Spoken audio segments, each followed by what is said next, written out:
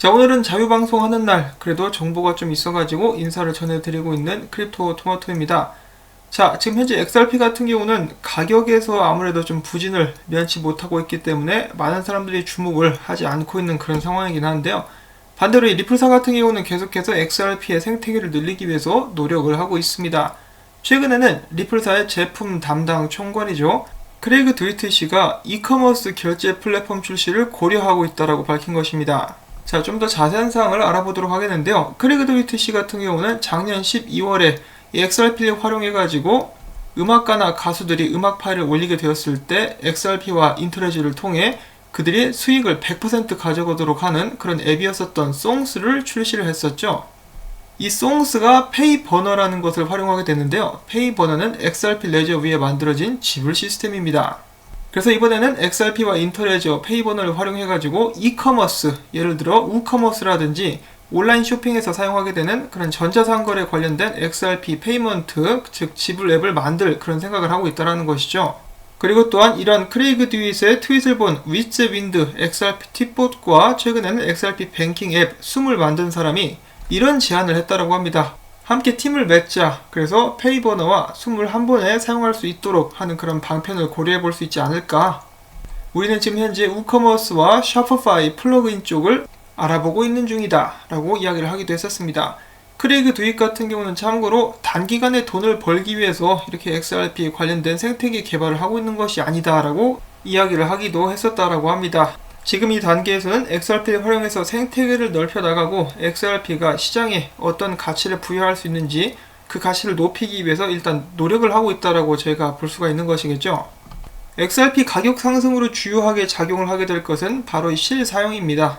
자, 그리고 이 XRP가 사업에 활용된다라는 점에서 이제 비슷한 의견이라고 볼 수가 있겠는데요. 온타리오 캐나다에 위치한 리서치 대학인 워털루 대학이 있습니다. 이 대학교의 교수가 최근에 이제 블록체인에 관련해서 리포트를 냈는데 거기에서 이렇게 이야기를 하고 있다고 합니다. 앞으로 사업자들 사이에서는 XRP가 비트코인보다 더욱더 많이 활용되게 될 것이다. 그것에 대한 근거로 비트코인이 사용하고 있는 이 작업증명 알고리즘 자체 같은 경우는 1993년도에 소개가 된 것으로서 해킹 등 공격을 막기 위해서 설계가 되었는데 시간이 흐르면서 다른 채굴자들이 나타나고 경쟁이 가중되며 더욱더 복잡한 연산 등을 해결해야 하기에 시간이 갈수록 더욱더 많은 에너지와 전력을 요구하게 된다. 블록체인 채굴에 드는 전력은 이제 오스트리아 한 나라 정도의 그 전력이 들어가고 있는 상황이고 매년 22메가톤의 이산화탄소를 배출한다. 이는 라스베가스 도시가 1년에 배출하는 그 탄소량과 맞먹는 그런 수치다.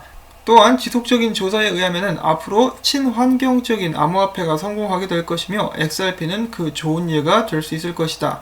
또한 XRP 노드를 운영하기 위해서는 1년에 62달러 정도가 소비되는 반면에 비트코인 한 개를 채굴하기 위해서는 지역별로 차이가 있지만은 531달러에서 26,000달러 선 정도가 이제 소비가 된다라고 이야기를 합니다. 그래서 자연 친화적으로 봤을 때, 비용 효과적으로 봤을 때 XRP가 이제 암호화폐가 이 산업에서 더욱더 많이 활용이 된다라고 쳤을 때 비트코인보다 훨씬 더 활용될 그런 가능성이 높다라고 이야기를 해주고 있는 것이죠. 자, 이런 문제 같은 경우는 사실 비트코인 커뮤니티에서도 많이 토론이 되었었던 것으로 단순히 전력을 사용하지 않고 앞으로는 뭐 천연 에너지라든지 남아도는 오일을 활용해가지고 비트코인 채굴에 사용하게 될 것이라고 이야기를 하는데요. 그 문제는 일단 이제 해결이 돼야겠지만은 중요한 점은 이 친환경적인 기술이 앞으로 각광을 받는다라고 이야기를 하고 있는 것인데 이런 면에서는 다른 암호화폐들보다 XRP가 이제 좀 좋은 위치를 선점하고 있다라고도 볼 수가 있겠죠. 그래서 제 개인적인 사견을 좀 덧붙여보자면은 지금 현재 암호화폐 시장은 초기이고 시간이 가면 갈수록 이 디지털 자산이 활용되는 그런 예가 늘어날 것이라고 보고 있습니다. XRP 가격 형편없는데요. 앞서서 봤었던 이 개발자들이 노력하듯이 XRP가 더욱더 많이 활용되게 된다라면 그것으로부터 가치 상승이 시작되지 않을까라고 생각을 해봅니다. 이 투기 세력 같은 경우는 이제 말이 많죠. 가격을 누르는 것이다 아니면 포기하는 것이다. 그들이 무슨 생각을 하고 있는지도 모르겠고 앞으로 XRP 가격을 올려줄지도 불투명합니다. 그렇기 때문에 이제 가장 신뢰를 할 수 있는 것은 자력으로 성장하는 것. 그것을 위해서라도 XRP 생태계가 하루빨리 발전하면서 많이 기본이 탄탄하게 쌓여져 갈 수 있기를 저는 개인적으로 기대를 하고 있습니다. 그리고 또 추가적으로 말씀을 드려야 될 것 같은데 이 캐나다의 워털루 대학교 같은 경우는 리플사에서 대학을 지원하는 UBRI 프로그램 있죠. 거기에 속해 있는 대학교이기도 합니다. 자, 그 다음으로 이어서 지금 XRP 활용에 대해서 오늘 이야기가 나왔는데요. 그것과 이제 연관이 있는 소식이라고 또 볼 수가 있겠습니다. 전 세계적인 송금 전문가로 알려진 페이살 칸 씨, 머니 2020에서 사회를 맡는 등 이제 여러 가지 역할을 하고 있는 사람인데요.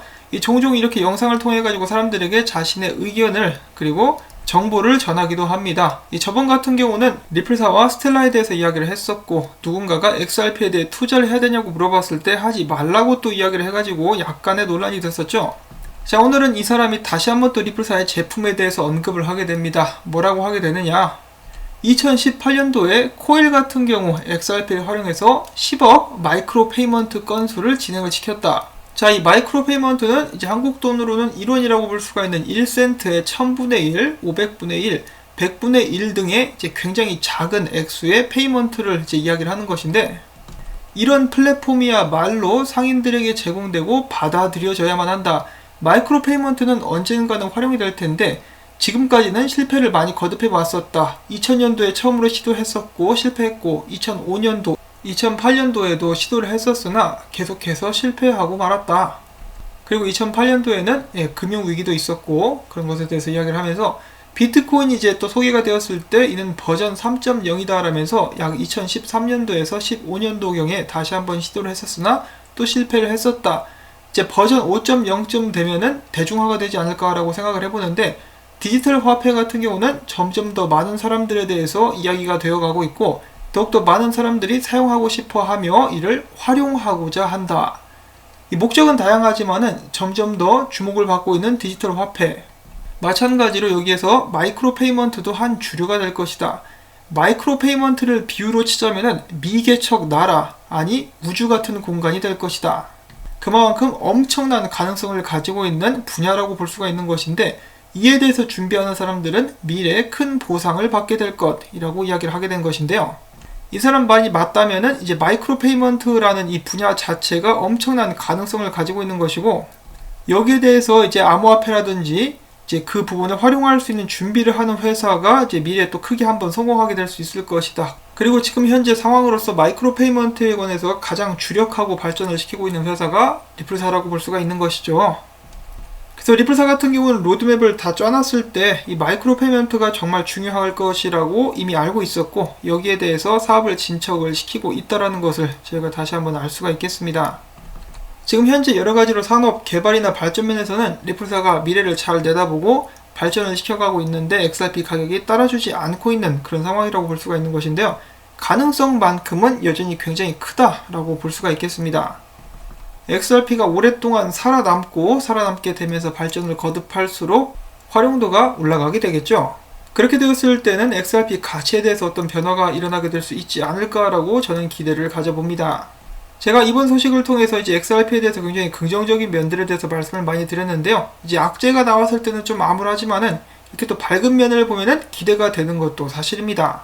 또한 제가 지금 전달해드린 정보 중에 거짓은 없습니다. 실제로 진행되고 있는 일이라든지 가능성이 있는 분야에 대해서 말씀을 전해드리는 것이기 때문에, 나는 좀 의구심이 든다 싶으시면은 언제나 그렇듯이 스스로 이제 찾아보는 것도, 조사를 해보는 것도 굉장히 좋은, 그리고 어찌 보면은 투자의 기본 중에 기본이다라고 볼 수가 있겠죠.